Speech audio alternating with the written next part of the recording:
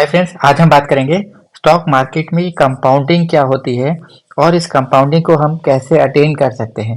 तो सबसे पहले हम जान लेते हैं कि कंपाउंडिंग का मतलब क्या होता है। कंपाउंडिंग का मतलब होता है कि हमारे लिए एक बहुत बड़ी वेल्थ क्रिएट हो जाए। ठीक है, वेल्थ क्रिएशन मतलब हमारा सिर्फ प्रॉफिट ना बने। प्रॉफिट का इससे कोई लेना देना नहीं है, इसका लेना देना है प्रॉफिट का भी। प्रॉफिट मतलब एक वेल्थ क्रिएशन जिससे हमें पैसे के बारे में सोचना नहीं पड़ता, उसको हम कंपाउंडिंग बोलते हैं। मतलब कि जो हमारा इन्वेस्टेड अमाउंट है वो मल्टीफोल्ड हो जाए, उसको हम मल्टीफोल्ड कर पाएँ, तो इस चीज़ को हम कंपाउंडिंग बोलते हैं।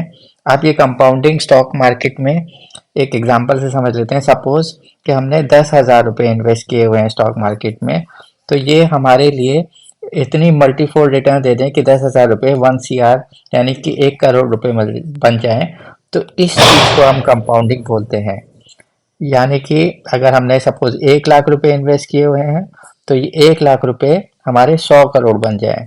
ठीक है, 1 लाख रुपए 1 करोड़ बन जाए, वो कंपाउंडिंग नहीं है, वो एक तरह से प्रॉफिट है। हाँ, हायर रिटर्न्स वाला प्रॉफिट है।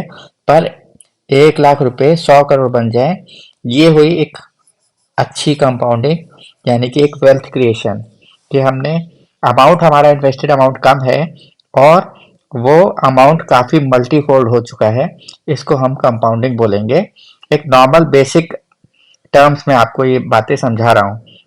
अब हमें स्टॉक मार्केट से अपनी वेल्थ क्रिएट करना है, यानी कि हमारे इन्वेस्टेड अमाउंट को मल्टीफोल्ड करना, इसको कंपाउंडिंग बोलते हैं। और ये कंपाउंडिंग हम कैसे स्टॉक मार्केट से अपने लिए कर सकते हैं वो हम जान लेते हैं। उसके लिए हमारे पास क्या क्या चीज़ों का हमें ध्यान रखना है। सबसे पहली बात जो आपको ध्यान देनी है वो है कि आपके अंदर पेशेंस होना चाहिए। ये बहुत बड़ी क्वालिटी है स्टॉक मार्केट के अंदर कि आपके अंदर एक पेशेंस होना चाहिए। और इस पेशेंस की बात क्यों कर रहा हूँ कि जब भी हम इन्वेस्टेड अमाउंट को, जो भी हमारा इन्वेस्टेड अमाउंट हो, उसमें अगर हमें 10% या 100% या 1000% हमें प्रॉफिट दिखने लग जाए तो हम शेयर्स को सेल कर देंगे। और ये हमें नहीं करना है, क्योंकि इससे हमें प्रॉफिट मिल जाएगा पर इस प्रॉफिट का हमें कोई लेना देना नहीं है। इस प्रॉफिट से हमारी लाइफ चेंज नहीं होगी।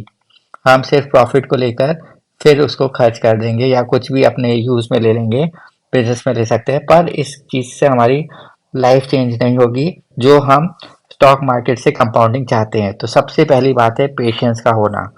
दूसरी बात जो आपको ध्यान देनी है कि स्टॉक मार्केट में कंपाउंडिंग तभी पॉसिबल है जब आप लॉन्ग टर्म इन्वेस्टेड रहें।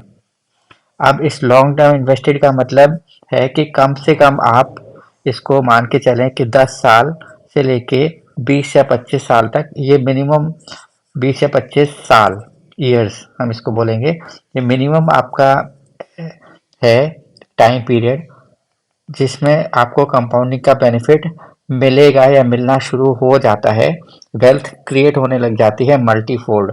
तो इतना मिनिमम टाइम हॉरिजॉन आपके पास होना चाहिए। इसलिए आपको कहा जाता है कि जब भी आप स्टॉक मार्केट में इन्वेस्ट करें तो इतना हॉरिजॉन लेके चलें कि आपकी इनकम मल्टीफोल्ड हो पाए। तीसरी बात जो आपको ध्यान देनी है, आपको ऐसे क्वालिटी स्टॉक्स ढूंढने हैं। ठीक है, क्वालिटी स्टॉक्स जिनकी आगे फ्यूचर में चांसेस, मतलब कि वो कंपाउंडिंग में आपकी हेल्प कर सकते हैं जब उनके अंदर कॉर्पोरेट एक्शंस अनाउंस होते रहें। ठीक है, और ये कॉर्पोरेट एक्शंस से मतलब होता है जो शेयर्स है वो स्प्लिट हो जाएं, उनकी फेस वैल्यू, मतलब कि शेयर्स मल्टीप्लाई हो जाएं आपके। ठीक है, इमीडिएट इसका कोई फर्क नहीं पड़ता है क्योंकि आपका इन्वेस्टेड अमाउंट उतना ही रहता है और रिटर्न्स का अमाउंट भी उतना ही रहता है, पर स्प्लिट होने से आगे फ्यूचर में उसकी वैल्यू बढ़ने के बहुत ज़्यादा चांसेस होते हैं। स्प्लिट हुआ, बोनस हुआ, तो ऐसे जो चीज़ें हैं इनसे आपको काफ़ी ज़्यादा फ़ायदा मिल सकता है, यानी कि आपकी कंपाउंडिंग में एक बहुत अच्छी पेस आ सकती है। तो आपको ऐसे क्वालिटी स्टॉक्स चुनने होते हैं। अब हम चौथी बात कर लेते हैं कि कंपाउंडिंग में हमें क्या ज़रूरत पड़ सकती है। चौथी बात है कि कंपाउंडिंग के लिए आपको थोड़ा डाइवर्सिफिकेशन पर कम फोकस रखकर आपको थोड़ा, हम कह सकते हैं कि एक रेस्ट्रिक्टेड या एक कंसंट्रेटेड पोर्टफोलियो बनाना होता है। कंसंट्रेटेड पोर्टफोलियो, अब इसका क्या मतलब है। कंसंट्रेटेड पोर्टफोलियो का मतलब है कि आपको लिमिटेड स्टॉक्स रखने होंगे। सपोज आपका जो भी है इन्वेस्टेड अमाउंट हम कहें, मान लीजिए कि 1 लाख का है, ठीक है, तो उसमें आप मैक्सिमम से मैक्सिमम आप 10 स्टॉक्स रखें, इससे ज़्यादा ऊपर ना जाएं, ठीक है। तो इससे क्या होगा कि आप क्वालिटी स्टॉक्स में इन्वेस्टेड रहेंगे और उनके अंदर जो भी स्टॉक्स में कॉर्पोरेट एक्शंस होंगे वो मल्टीप्लाई होंगे, तो उसमें ज़्यादा चांसेस हैं कि आपके जो है कंपाउंडिंग हो। अनलेस अगर आपने काफ़ी ज़्यादा स्टॉक्स खरीद लें, 1 लाख की इन्वेस्टमेंट में आपने करीब 40-50 स्टॉक्स खरीद लिए हैं, तो कंपाउंडिंग का ग्रोथ स्लो होगा, क्योंकि ऐसे स्टॉक्स भी होंगे जो आपकी वेल्थ को डिस्ट्रॉय कर रहे होंगे। तो इसीलिए आपको ज़्यादा डाइवर्सिफाइड पोर्टफोलियो नहीं बनाना है, आपको सिर्फ कंसंट्रेटेड पोर्टफोलियो पे थोड़ा फोकस करना है। इसके लिए आपको मेहनत करनी पड़ेगी। इसीलिए 5वां पॉइंट आता है कि आपको कंटिन्यूअस नॉलेज की ज़रूरत है, जो आपको स्टॉक मार्केट में रेगुलरली देनी भी पड़ेगी, ठीक है।